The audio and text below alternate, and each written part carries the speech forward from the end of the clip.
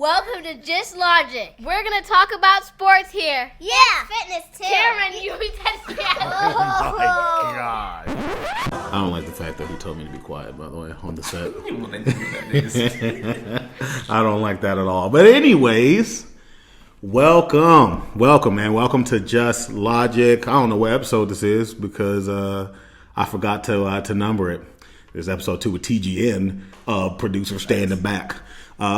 Yeah, episode 2 with TGN, but I think it's episode 4 of the season. I am your host, James Brown Jr. And to the right, your left, I have my main man, Jaylan, Scott, Finn, whatever you want to call him, Barnes. Okay. What's up, broski? How you doing, man? You know, living my life like it's golden. How you hanging? I'm living, man. Thanks for, giving me the opportunity once again. I had so much fun the first time, and I'm ready to just create lightning in a bottle, man. Let's get it. Lightning in a bottle. Lightning in a crazy. Bottle. Lightning in a bottle. Let's do it. Yeah, crazy work. Yeah. Anyways, I would be remiss not to tell you guys yet again. I'm going to do it pretty much every episode, so get used to it. This episode is brought to you in part by TGN TakeGOODNotes. Awesome team behind me. Yeah, that's all I'm going to say about that. Who's behind you? Don't worry about it. Okay. Not physically behind me. Not physically behind me. I mean behind JustLogic. TGN TakeGOODNotes. I can't wait to see what this awesome team has to offer down the line. I know we're helping them in the process of growing, and they're helping me in the process of just giving better content, higher quality content. So really looking forward to that. But yeah, man, I appreciate you taking some time out to talk some sports with me, man. I know you had to work today. How was work today? It was good. You know what I'm saying? Seasonal job. Yeah, I'm happy to be here. I was actually ready for this while at work, so I'm just excited. Yeah? Yeah. For sure. All right, cool. Well, unlike you, I didn't have to work today, so I spent time with the kiddos, You know what I'm saying? So I was really looking forward to coming and do this. I know we wanted to do it last week, but obviously with everything that we had planned last week, it just didn't make sense. But today I got time. I got time today. All right, so we got a few things we do want to talk about. Obviously, with the way the NFL season's going on, there's a lot to talk about. NBA season in full swing. NBA, what is it, the Cup or whatever? What do they call it now? The NBA, I think, is it the World Cup? In-season tournament? In-season tournament. In-season tournament. That's what it's called. All right. In-season tournament in full swing. By the time you see this, it'll probably already be over. But yeah, I mean, I think I would say I was surprised with who showed up in the semifinals. What about you? Two teams I'm not surprised of. I'm not surprised that Giannis and Dame are in it, and I'm also not surprised that the fourth best player in the NBA is also in it. Alexander. It's probably another hot take. What'd you say? Fourth best player in the NBA. That's the hot fourth take. best? Hot take. I'll back it the up. The fourth best? Yeah, number 4. Okay. Not 1, not 2, not 3, but 4. Number 4. So he's in there. So I'm not surprised. 2 of the top 4 players are basically on the collision course of playing each other, and I'm excited to see who's going to come out that thing. Absolutely. We can just do it right now. Nah, you're right now. Yo, we can do it right now. Man, that's cool. Yeah. I mean, I gotta trust you on that one. But before we get into the NBA, I do want to talk about the NFL. So I ain't gonna let you have your victory just yet, because we got some things we need to talk about. The first thing I want to bring up, since I got Mr. Finn here, is, in case you guys didn't know this, Jaylan Barnes is probably the biggest Aaron Rodgers apologist in all of sports. Now, mind you, I don't want to paint it in a bad light. Aaron Rodgers is without a doubt one of the best players we've ever seen play football. He's one of the few quarterbacks, when I see him play, I want to go outside and I want to throw the ball around. You know what I mean? Like, I know I can't do what he does, but you know what I'm saying? Okay, shit, chill. No. I try. I do my best impression and it ends up, throwing over the gate and stuff like that. But I will say this. This year did not go for the Jets as they thought it would go. So the first thing I want to talk about is this Jets experiment with you. Yes. All right. What happened, bro? Who's to blame? A lot of many different ways you can go with that. I would think the majority of the blame does go on Aaron. Okay. Because he would have gotten majority of the credit had it went well. Okay. So heavy is the head that holds the crown. They brought you to be the savior, and it didn't pan out that way. Okay. So when it doesn't pan out that way, you gotta get the blame. Now, realistically speaking, it's Woody Johnson. Okay. You fire your coach. Yeah. What, 4 weeks into the season? Yeah. And it wasn't. We lost games where it was like a touchdown, a field goal. He's the first coach that got fired in the season, and it was like it wasn't even panic time yet. It was week 4. We were 2-2, 500. Bring the mic up to you just a little bit. Oh, sorry about hear you a that. little We bit were more. 2-2, 500. Everything was great. They changed. I love Nat Hackett. That's my. I don't know him, but it's Aaron guy. That's my guy. Okay. What do you like about Hackett? What do you like about him? Nothing. Aaron just co-signs for him. Oh my god. That's all I like. Bro. So if Aaron's cool with it, I'm cool with it. But the offensive play calling was a little stale. Yeah. It was a little stale. There was no motion. There was very little play action. The offensive line didn't give anybody any time to throw. It was a mess, but Saleh took the blame. He took the blame when it really wasn't his fault. And as a Jets fan, I thought it was his fault. Yeah. I did. I was like, yo, Saleh, what are you doing? Yeah. But when Saleh leaves, you see that we literally, our defense was our bread and butter. That was what we were. If our offense sucked, we going to lose the game 6-3. Okay.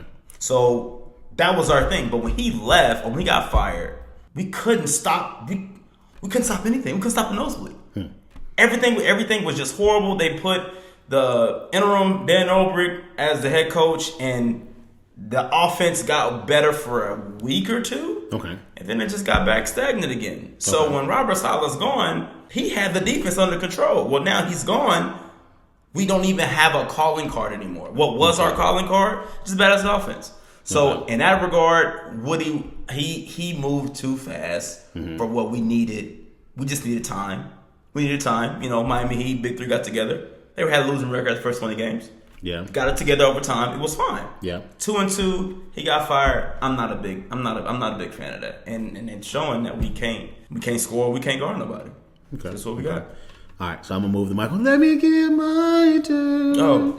It's my turn. All right, so I got a question. I'm gonna play a little bit of devil's advocate here. Sure. All right, so you had mentioned that they didn't have a calling card after Robert Saleh left, right? Right. No idea What do you- whatsoever. What do you say to those who say that part of the reason Saleh got fired is because he didn't give them an identity and that he was too easily swayed depending on who was saying what? Prime example being Aaron Rodgers and snap count. Initially, Robert Saleh was like, we probably need to change this. Right. Aaron Rodgers was like, no, we don't. Right. Robert Saleh was like, okay.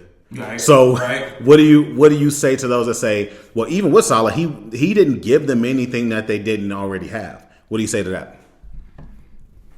He had them.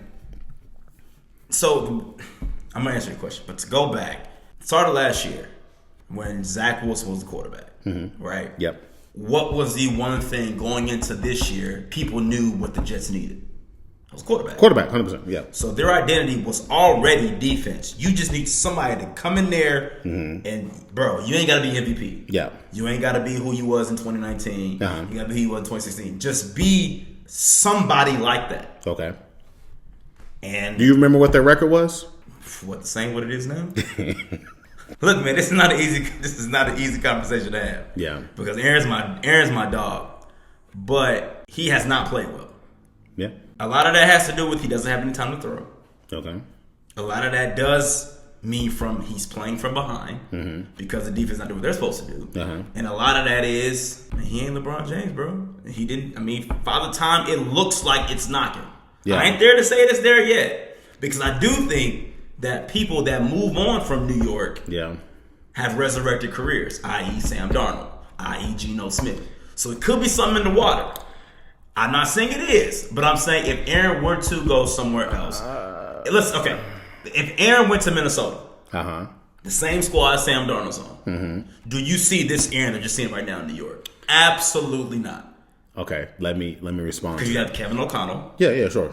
offensive coach, offensive mind. You have Brian Flores, a defense mirroring what we were last year in New York. Yeah. You have those components. So I think, do you think Aaron Rodgers is better than Sam Darnold right now? Yeah, I think so. Yeah. So I think at this point, it's where he is, and I think what's making him comfortable is also his crutch. Okay, so here's what I would say to In that. that Hackett. Here's what I'll say to that. Okay. Yes, New York is a ticking time bomb. I think organizationally, they're one of the worst organizations we've seen in the last 20 years. It's the reason why they haven't won. Even when Rex Ryan was there. I like Rex. And Rex was phenomenal. I like Rex. I like Rex. And the players like Rex. But even when he was there, he couldn't get them past the AFC Championship game.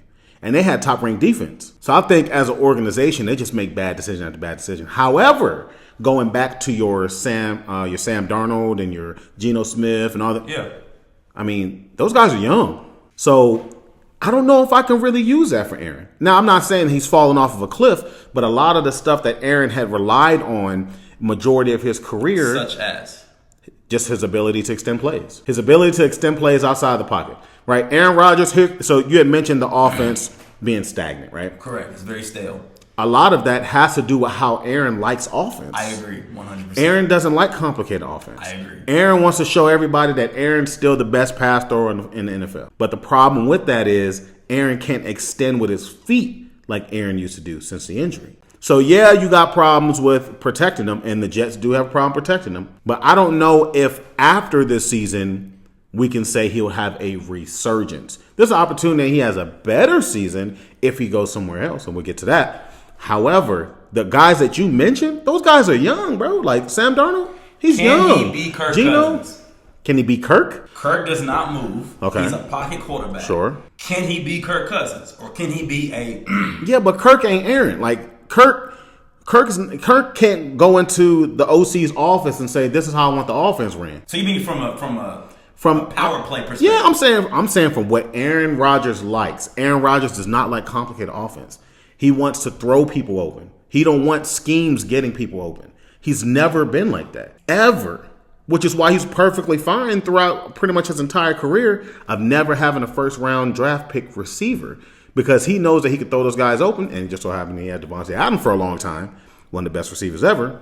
But even with the Devontae Adams, Devontae didn't have to have breakaway speed because Aaron was going to throw him open regardless. He was just a phenomenal route runner, so he was just getting open. Yeah. So now you have a guy who's almost the opposite in Garrett Wilson, who is a burner, but he's not the route runner of, right? Right? He's a straight burner. Burner, dog. He's a straight burner, but, I mean, too high. That's easy. Too high over that. We good. We ain't got to worry about him taking us over the top. And the offense is simple enough to where they're not going to have schemes to get these guys open. So, if anything, you can make the case that a season with New York actually hurts Aaron Rodgers in the future. Now, if I was Aaron, I get it. It's New York, right? You know, the flashing lights, all that stuff. You know, like it's New York. Yeah. New York all the way, right? So, there's an appeal behind wanting to play for him. But if you're Aaron and you're still trying to cement your legacy, which his legacy is already cemented, but going somewhere, winning a Super Bowl, Is it, though? He's a first ballot Hall of Famer. No, I agree. But First ballot. So the term cemented would imply that it's done. It's cemented. No, what I mean is, so when I say cemented, it can't get worse. Yeah, I don't think so. Oh, and on top of that, if he retired today, he's a first ballot Hall of Famer. That's what I mean cemented. He ain't got to prove nothing else. That's what I'm saying. He doesn't have to do anything else. So the stuff that he's running into is now he's getting compared to the greats because he has all of these other accolades except for the Super Bowl wins. Right, so he has the completion percentage. He has the touchdowns, the touchdown to interception, right? The MVPs, right? Second all time, right? To Peyton Manning, yeah. Right, so you have all of these things, but you only got one of them rings. So if it matters, that matters to him. I don't know because he's a Californian. So I don't know if he really cares. California, They don't. I mean, they just don't care, man. Like, I don't know what it is, but Californians, look at Bryce Young. He does not care, and he's starting to have a little bit of he's starting to pick up. That's what happens when you give your players time. Carolina, NFL. Golly, I don't understand this microwave generation. And let's talk about that for a little bit, just to get off Aaron Rodgers. We ain't going to beat him too much. All right, because I think you see it a lot in NBA too. Teams, coaches, and Penny Hardaway said something about this too. Teams, coaches, just across the board, they're no longer allowing time for these guys to really develop into what they could be. They almost have to be ready now. What do you think that is, and why do you think that shift has changed like the landscape of sports, like from college to pro ball, like across the globe? Why do you think that change has happened? Social media has bled into every part of our lives, even when you think it I'm gonna move doesn't. a little bit to you. Oh, social media has literally bled into every single part of our lives that we don't think it does. Yeah. Everything is microwave. Everything is fast.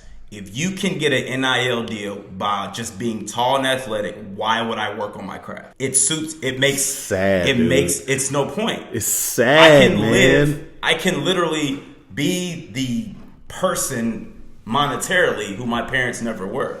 So I can literally be blessed with 6 feet 6 inch height. Yeah. And a 45-inch vertical, not work on my game at all, and get $7 million a year. That's crazy. That's crazy. You don't have to do anything. You don't have to, like, why work? Usually the work and the grind got you to that NIL. Yeah. Now you get it without the work and the grind. Sheesh. Like Nick Saban, gone. Man, No surprise. I've always wondered, man. I mean, you look at people like Kobe, Yeah. people like Mike, people like Bron, who literally had to work. Like, you don't get that good just from you being that tall and being that athletically gifted. Yeah. Because there's so many that were as tall as him Yeah. and as athletically gifted, but they're not. It's something about you. Yeah. What is it about you? It's the work. Yeah. Now, personally, I think we will not ever see somebody that could not mirror, but be on LeBron, Kobe, and George level anymore. There's no point. They get paid too much. Ooh, that's You get sad. the cars, you get the houses, you get everything that you low-key didn't grow up with. Why does being the best even matter to me anymore? Yeah. Bron is the last one, in my opinion, because who else? I mean, who else is going to do that? I mean, you give me $2 million, I'm not going. I mean, Yeah. I get it, but just look at it from just a work and a grind perspective. Yeah. No, bro, basketball is done, bro. Like, it's Yeah. done. Like, Yeah. because people now are one-trick ponies. Steph Curry did that.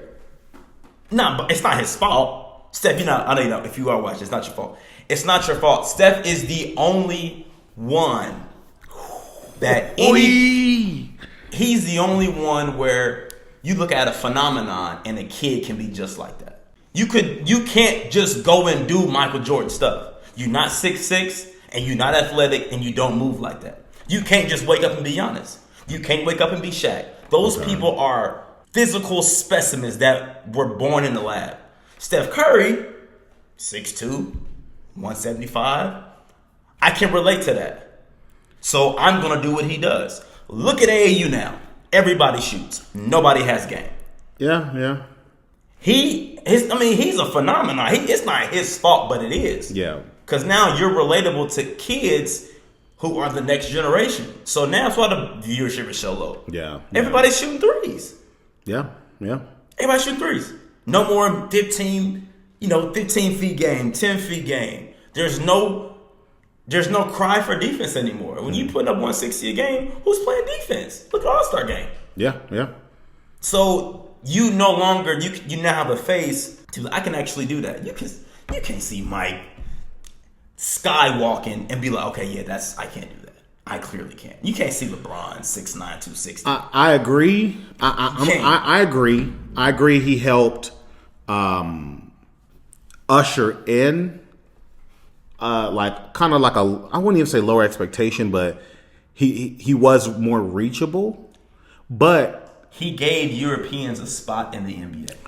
He did that. Yes and no. He did that. Yes bro. and no. He did that. He gave Europeans a spot. Now you had some already. You had some. You had Dirk. Here's where I'm gonna disagree. So I think the idea of becoming a specialist on offense he brought to the league, right? Because before we've had defensive specialists, we've had rebounding specialists, right. We've had people who've done that. But the idea of if I can just shoot it from anywhere, that he has brought that to the league. However, he ain't the first 6'3" and under dominant guard that we've had in the league. We've had a myriad of those guys. And even if you look at somebody like Steph Curry, okay, yeah, you can get behind the three-point line and try to shoot, but you will never be able to shoot like Steph Curry, regardless of how hard you try. regardless of how hard you try. Bro, we've had them. We've had Steve Francis's. We've had, I can go down the list. Brandon Roy's. We've had guys that were 6'2", 6'3", and under that. And then, mind you, Brandon Roy, he was pretty athletic, right? He's a beast. Yeah, he was pretty. But all of these guys, so I'm saying from that perspective, like, what makes Steph Curry different outside of the fact that he's just shooting from 40? Not everybody can shoot from 30, bro. Like, to me, that's just as much of a skill as someone being explosive, because you got to work on that stuff. That stuff you actually have to work on. You got to go in the lab and work on. It's a lower barrier of entry, because if you can find a court, you can just go out there and start shooting. But I think just to kind of not that I'm disagreeing with you, but to add to your point of the social media thing, I think it's how they're being trained, right? So a few years ago, I actually did an episode with Jay Bryan. There's Jay Bryan right there. The devil wearing brother, I'm in co-ed. Anyway, shout out to Jay Bryan. So we did an episode called State of Decay, and we specifically talked about youth sports and the decay of it, right? And now, and again, I'm not disagreeing that Steph Curry introduced it, but I think now it's even deeper because these guys are seeing I don't have to. And so if the players are seeing it, oh, please believe the coaches are seeing it. So guess what? Now the coaches are not training the way they should be. You know what I'm saying? So it's across the board. Coaches aren't coaching because really they can't coach. They're kind of being handcuffed. Yeah, it's the crazy part. We didn't have this before Steph. We didn't have this. We did not have this before Steph, bro. Hold on. It's not his fault, but let me think about it. Hold on, wait. We did not have this before Steph, bro. Okay. We didn't have this. That's what I'm saying. When he brought Euro basketball, bro. He did that because now offense sells. Yeah. Offense sells. And you know, Luka can't guard a parked car. But you don't need him to do that now. Because you just score 30 and it's okay. Yeah, but before Luka, there was James Harden. He was doing the same thing. Yes, but he was also an athlete too, though. Okay, I get that. He was an athlete. I get that. He's not really. You just score and that's it. I get it. You know what I mean? I get that. So he made the way for the Euro ball because they can't defend anybody. Yeah. So you make your money and you get your viewerships by threes. What can they do? All white people can shoot. Yeah. They all can shoot, and they do it at a very efficient clip. Yeah. So I'm not blaming Steph, but like I said, I get it. But you know what's crazy though? Like even now, like, you know, obviously we were talking a lot about the NBA, but it permeates in the NFL as well. Like this is part of the reason why. Just kind of go back to the question. Like this is part of the reason why even in the NFL you're seeing a microwave generation where it's like these guys got to be ready now. I mean, the Carolina Panthers, they were willing to put Bryce Young on the shelf already. That's crazy. But that's a bad organization, though. You think Pittsburgh... But across the board. Yeah. How many quarterbacks have the Steelers had? Man, they draft after draft after draft. Yeah, but they also gave them shots, too. Now Bryce Young, that was a little quick. Bryce was quick. A year? Aaron Rodgers sat for years. Tom Brady sat for. I'm just saying, but he was first round pick though. Aaron Rodgers was a first round. He was a first round pick. He was drafted 28th.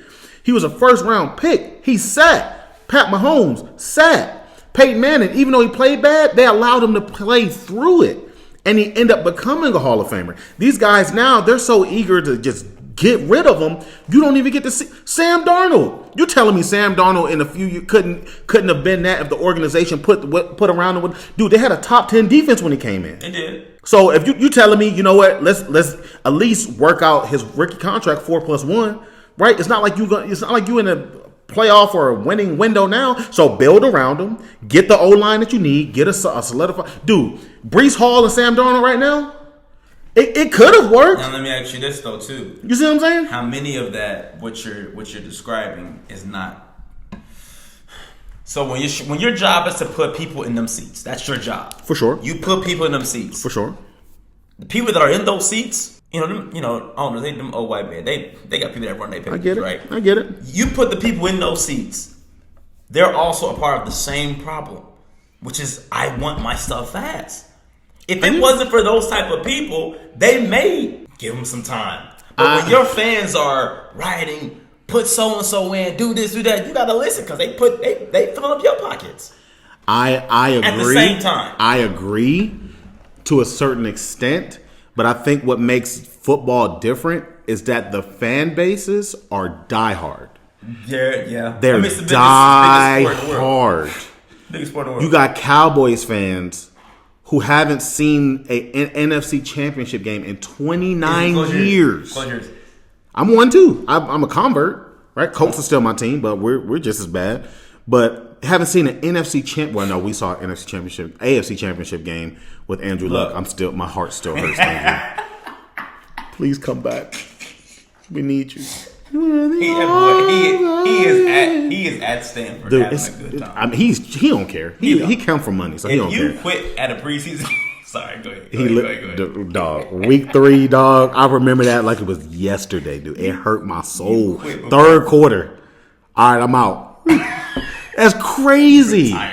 That's crazy. But I mean, when you look at a guy like Andrew Luck, first season he threw like 20 interceptions. Next season threw 40 touchdowns with almost 5,000 yards, right? And but what year was that? That's the second season. No, what? You remember the year? No, I don't. It was 2010s. Man, Jim Irsay probably would have sat him too if he came back now. It's the climate, dog. Nah, he wouldn't have. He wouldn't have. He wouldn't have. It's the climate. He wouldn't have. Why wouldn't you have? He wouldn't have. I'm gonna tell you why he wouldn't have. I think, and then this kind of goes into your point too. I think, yes, the fan bases do play a big role in that, but the organizations are responsible for setting expectations. The Colts have never been quick to move off of quarterbacks. Ever. So across the board, we've had 2-14 seasons. We've had 11-5 seasons. We've seen it. I've seen Curtis Painter go out there and look like trash. Yeah, Curtis Painter. Shout out Curtis Painter. I've seen Curtis Painter go out there look. I seen Jacoby Brissett barely get us to where we need. You know what I'm saying? So I've seen it, but the organization has expected them to muddle through it because that's just how the Colts were ran. The fans are diehard, so you know they're not going anywhere. Regardless of we're winning or losing or draw, whatever it is, the fans have bought into supporting their team. Right? So I think that has to go back to the organization. So if I'm New York, what am I doing to make my fans feel appreciated outside of bringing in marquee players? Am I really pouring into them, whether it's the stadium, whether it's amenities in the stadium, whether it's the atmosphere, right? Because there's some places that are fun to play regardless if we win, lose, or draw, right? So it's like, and again, I put the onus back on those teams because if you're an organization and you draft a talent like a Sam Darnold or like a Bryce Young and you say, or Caleb Williams, and you say, I'm going to let this guy be my guy, stick to it. Muddle through it. So you're a billionaire. So with that being said, what is your cap? So your cap as in, I'm going to give them up until this point. So for example, Drake May. Yeah. He sat behind Jacoby. Jacoby was playing like dumpster juice. And they got him in. So if, let's say, the roles were switched, Drake May came, and then Jacoby came over, or let's say he didn't come over yet, how much would you give him? Well, here's the thing. Well, if you were a GM, how much would you be like, you know what, it's time to go. It's time to move on. I think it depends on the talent. I don't think they should have drafted Drake May. I think I don't think they should have drafted Drake May. Are you all right? I'm good. I don't think they should have drafted him.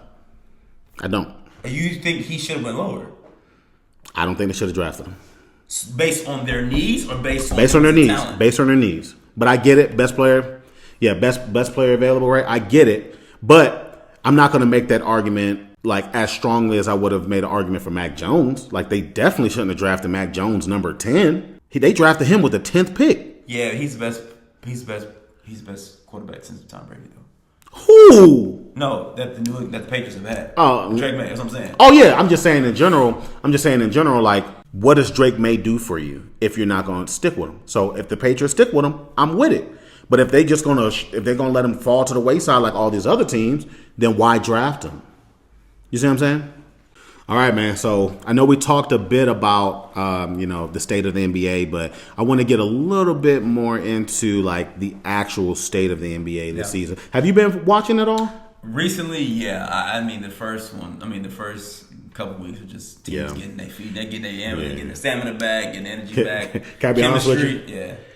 I haven't been watching it all.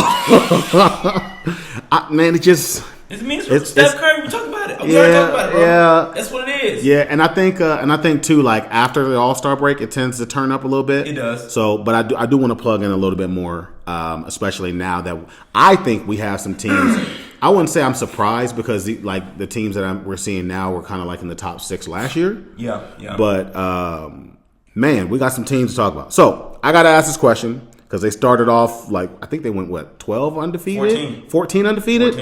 14. That's crazy. Yeah. So I got to ask you, man. I mean, you're my basketball guy. I wish you played as well as you actually speak it, but I'm just kidding. He's better than I have ever been in my entire life. Say that. Look, Nope. I love this guy. Nope. When he decides to play, he's one of the best basketball players I've had the chance to share the floor with. But anyways, all right, so I got to ask you, right, being my basketball guy, Cleveland, they're still number 1 right now in the East? Yeah. Number 1 in the East. Are they the favorites? Are they the favorites to not win it? Well, we can say win it all and or at least represent the East for the NBA. Are they my favorites? favorites? Or do you think they're the favorites? Or you think they're the favorites? I picked them last year to go all the way. And you chastised me for it, right? They didn't make that second round like I thought. Yeah, I picked them last year. But I don't know if it was just, JB Bickerstaff being there. Mm-hmm. Maybe players need a new voice. And that's entirely, I've been there.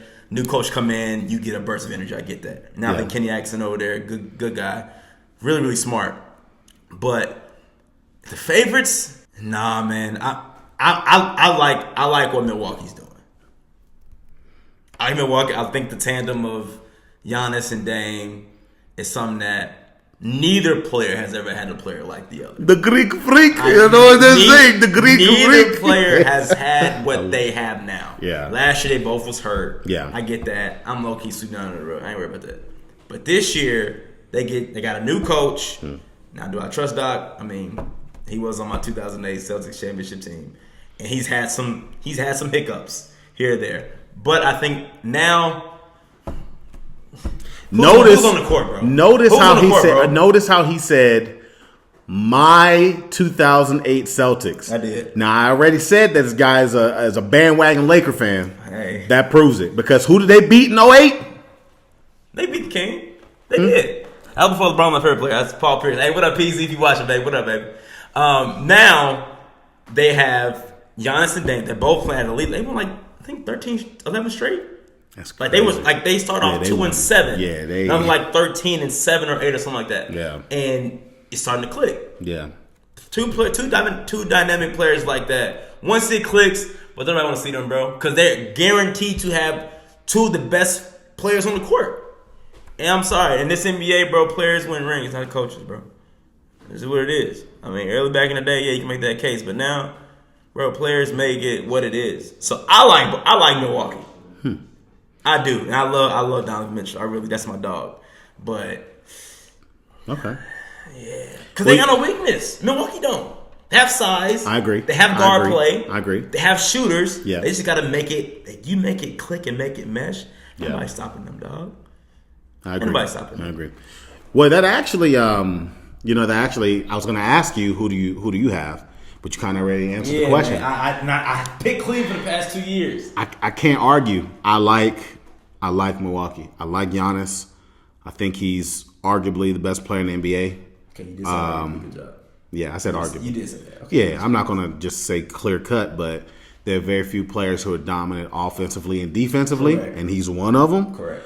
And just to kind of go back to, we had mentioned earlier about how like the LeBrons and the Kobes and that mentality is kind of gone. I think the caveat is Giannis. Yes. I think he, especially these last few years, especially after they won the championship for sure, but or the year they won the championship, was that 2022? 21. I'm sorry, I'm a walking meme, man.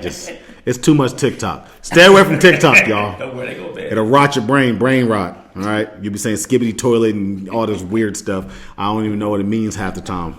All right, all right, but going back to the point, Giannis, to me, he has that he has an old school. It's crazy to say, it does, yeah. But for us, it's an old school mentality. Because he can't shoot. I agree. So you have to adopt what makes you great. When you can shoot, you gotta do nothing else. Well, yeah, but no, I understand what you're saying, but I think it's just his makeup. I think his makeup is I have to be better than I was yesterday. I think that's just his makeup, bro. I think he went through a span of, and you saw it right before they won the championship. He went through the span of, I'm tired of this. Facts. Yeah, he did. He's yeah, like, he really I'm did. tired of He really this. did. Let's win. Like, I remember seeing that in Kobe, when Kobe almost left. And it was like, you better give me some talent or I'm out of here. Right? Then when we got Pau Gasol, we ended up winning 2 chips, right? So, like, Keep going. Sorry. Go this ahead. guy. But he's a Lakers fan, right? But he's a Lakers fan. Get him out of here. But yeah, so like, he's the caveat, man. Like, Giannis, he's exciting to watch because you can tell he actually loves the game. He does. He loves it. It's not just a check for him. He gets that from Nike, right? He's set for life. Yeah, right. NBA and sponsorships, but to have that and to still come out there and play the way he plays, and now you got Dame Dollar, like, yeah, those guys are match made in heaven. Yeah, because he don't have to shoot now, because Dame can shoot from everywhere. And you can't help. you Not can't at help. all. You can't Not help at when all. you got Chris Middleton. You got even Brooke Lopez, Bruh. AJ Green, Bruh. not Cincinnati, this white boy AJ Green, and you got Bobby Porter. Like, you they're can't set. help off either of them. They're set. They're You set. can't help. So I'm like, man, that's so he's the caveat. Okay, so yeah, I mean, I'm not going to argue that point. I think Cleveland might be too. I know you said players win championships, and I can't disagree. until they beat other better players. Yeah, I can't disagree, but I think the management of those players matter. I think the coaching has changed more so from X's and O's to actually understanding how to get the best out of the players, putting them in positions to where they can shine. I think Milwaukee does a good job of that. I think they do a better job than Cleveland, and I think that's ultimately going to end up being the factor for who comes out the East. But I wouldn't be upset if Cleveland just takes this momentum and goes all the way to the NBA championship. I wouldn't be upset. Would you be shocked? No, I think what's this, the second year, third year for Donovan Mitchell? Third year In Cleveland? Yeah, in Cleveland. Third, Yeah, time is the best teacher, bro. Time and experience. It's time in the locker room. You've been in locker rooms. You know how it is. Like, the longer you're in the locker room, the more you're willing to fight for that person. Because you know this guy's waking up early with me. Yep. This guy is going to bed late with me. We're traveling together. We become a family. We're camaraderie. So we understand not only what it takes to win on the court, but the stuff that it takes off the court. So you start coordinating stuff together. That's true. Right? So as time goes on, and especially in this league where you don't know if this person's going to be there next year or not, anybody who's willing to stay, you want to fight for. And I think you start to get that the longer you're with the team. And so Donovan Mitchell, unless I could see him staying there, I hope he doesn't leave. I think the city of Cleveland loves him. I think he's perfect for Cleveland. Yeah. So yeah, I mean, but with that being said, who you got coming out the West? All right. So we're doing things like currently constructed, or if some team makes a great move at the trade deadline, because that changes who I Give say. me both. So let's first start with who do you have currently in the current landscape, and then who is a move away. Current landscape right now. Yep. It would have to be. You say, okay, say I'm leaving. Oh, but that's the thing though. It will have to be them, because I feel like multiple teams are in a one move away. For example. All right, you get off the step. No, wait. Okay, for example. No, I'm good. You're good. I'm listening. I know it's hype. This is a huge if. Mm-hmm. But Kawhi come back healthy. Okay. Where are the Clippers at right now? Do you know? They're like 6 or 7. Okay. That's the thing about the West too. Like, it's always it's so right. tight, bro. Yeah, that's like, what I'm saying. You can go from 10 to 7 in two and two and a half games. Yeah, like, it's crazy. And I think, but if the right move gets made, Denver's going back. Okay. If the right move gets made, What do they Denver's need? going back. Denver? Yeah. They need shooters. They need a bench. Okay. KCP gone. Oh yeah. That hurt. I think who was the other one? Very instrumental in that championship. How's Jamal Murray looking? Nah. Yeah. But on any given day you got Russell Westbrook. Not consistently, that's not what I'm saying. But on any given day in the playoffs, you have that. But I think they need 2-3 shooters. Yeah. You get those things, bro, you're good. Okay. You're good. Like, you're set. But What about the Lakers? How you feel about them? I don't feel good. What are you seeing that concerns you? Outside of the fact, new coach, I like JJ. New rotation. Like, what are you seeing? I like JJ. Because again, they're one of those teams, right? They can win. They can go on a 5-game win streak and be could. back in the top 6. Two things. So we ain't got a full depth yet. Yep. Vando's still out. Yep. Christian Wood's still out, and Austin Reeves is in out the lineup. Yeah. We don't have our depth, and we're making AD play something he doesn't want to play. He wants to play the 4, but you have had him at the 5 for the past 2 years.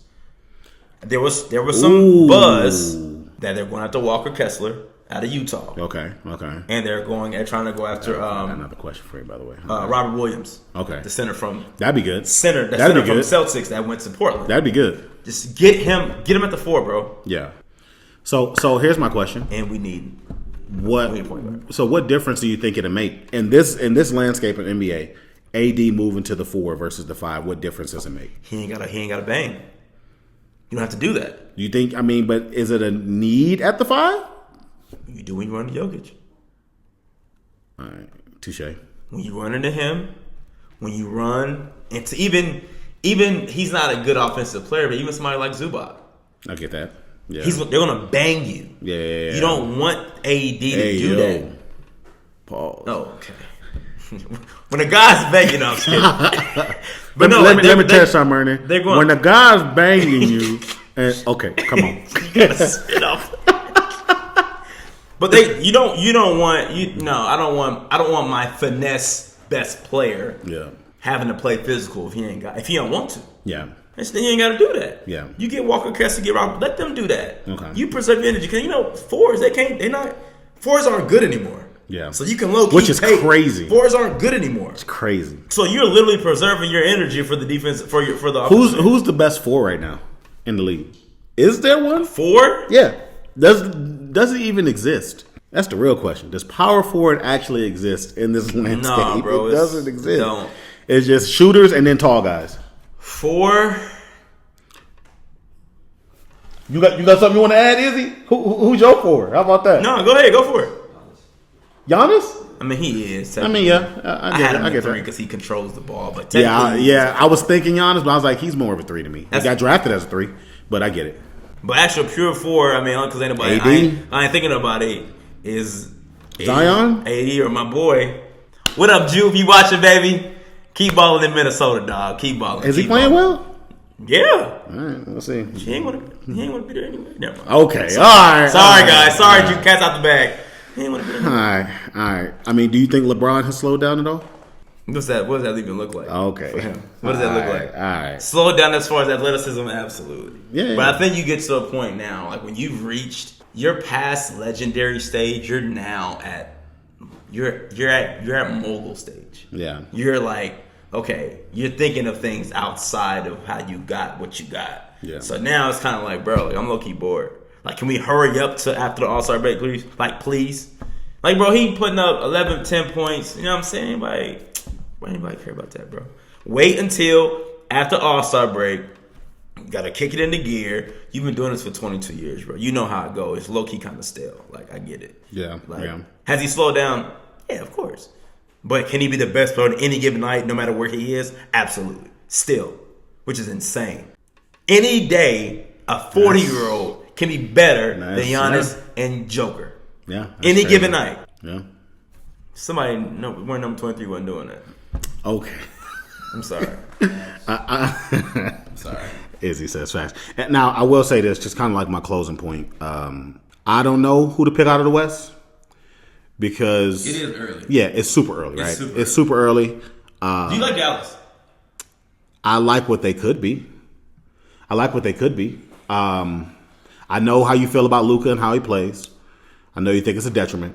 I just think in this landscape, I don't know if it matters as much anymore. Just because of the points that we were making before. They're not like the talent that's in the league now.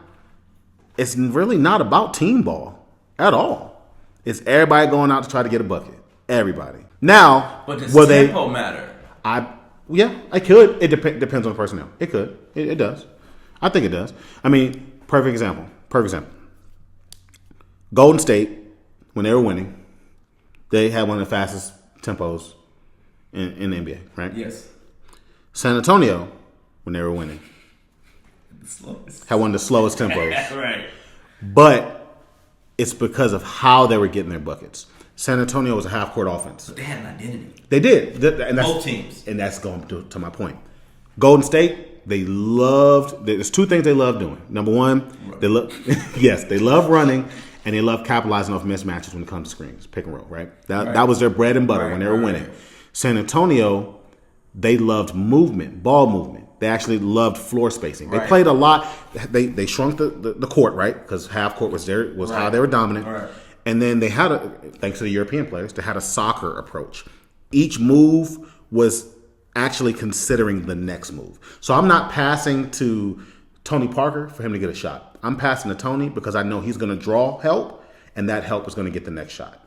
That's how San Antonio ran their offense. But that's how a lot of Europeans play. They play spacing, right? Correct. It's all about spacing. So going back to Dallas, yes, Luka's ball dominant. Most ball dominant player in the league. There's no question about it. Him and Giannis, right? They're 1 and 2. I think the difference, obviously, between the Giannis and the Luka is that Giannis is uber athletic. Right? But Luka also understands floor spacing. This is why I give the caveat, right? So he has a guy like Kyrie who can get his own bucket. He has Clay. We don't know what Clay we're going to get every night. But at least now he has these options. Okay. So do I like Dallas? Yes. Do I think they have a chance to win? Probably not. Just because I think... So he didn't explain last year. And they got there. They got there. Lack of shooting. 100% lack of shooting. Did they fix that problem? Well, Clay, hopefully. With their offseason. Hopefully, Clay, hopefully. No, I mean, you got Quentin Grimes. Yeah. Najee. Yeah. Marshall. You got Clay. Yeah. Would you say those moves could get them? It could, but they're not the only team that made moves, right? And they're not the only team. And if anything, they got less experience because they brought new players in. So the West, in my humble opinion, has always come down to matchups. Okay. And usually the teams who have the most experience end up winning those matchups. Usually. I mean, when Denver won and they run, Denver's been constructed for a long time, and there were matchup nightmares, right? So when you have both of those things in your favor, it's a good chance for success. But I don't know. I think they're going to have something crazy happen on the defensive end. It's just not going to happen for Dallas. You think they got lucky? When the games, no, I don't think it's luck. I think it's matchups, bro. It's like you always like to say, it's matchups. I don't think it's luck, bro. I don't. I think they're an extremely talented team. The West is just deep. It's parity. The West, to me, has the most parity of both conferences. The most you never know. When's the last time we seen a repeat champion outside of Golden State coming out the West? It's so much parity in there. It's hard to know. Okay, it's hard to know. I know you're the interviewer. I have a question. Are they the worst team to have gotten out of the West in the past 10 years? Going back to 2014. Which is when the San Antonio and them came. So in San Antonio, you had the Golden State run. And then you had the Lakers. You have to say yes because all of those teams were like dynasties, bro. Like, that's kind of unfair. We had Phoenix. Okay, fair point. And then the next year, you had Joker. Yeah, And then last year, you had Golden State. Yeah, but the first few teams you named were dynasties. I think those other teams, they were just better than everybody. Literally. Outside of Phoenix, you could argue that Phoenix was the best team that year. They were. You know what I'm saying? They were. But yeah, I mean, we could probably talk about this for an eternity. I don't like Dallas. I get it. It's not that I don't. I get it. I'm not a big fan of how he plays, and it translates to championship basketball. I think if James Harden didn't get it done, then I don't see Luka getting it done. I just don't. Okay. By the way he plays, Luka's great. He's definitely top 5 in the league. But I just think that the way that he plays, it's not. I mean, it's conducive for MVPs, but I don't think he can change his tempo. Boston made them do that. They made him change his tempo. And Joe Mazzulla was real smart. People don't understand how smart that man is. Dallas got their bread and butter last year by making corner threes. Yeah. He shut that down in the finals. All of PJ Washington, all of his threes were from the wing and top of the key. All of your corner shooters, they weren't comfortable. Yeah. I don't think that and Luka didn't play well. Yeah, he did. Because they sped up the game. But what they do, I know we are out of time. What did they do? Dude, What did they do? What did they do? Dude, Boston. You're talking about Boston, right? Yes. Boston was top 3 on defense. Yes. The top 3 defense, bro. No, I agree. But what else did they make him do? I don't know. They made him play defense. Oh, of course, yeah. It's gonna be a detriment every time because he's a detriment.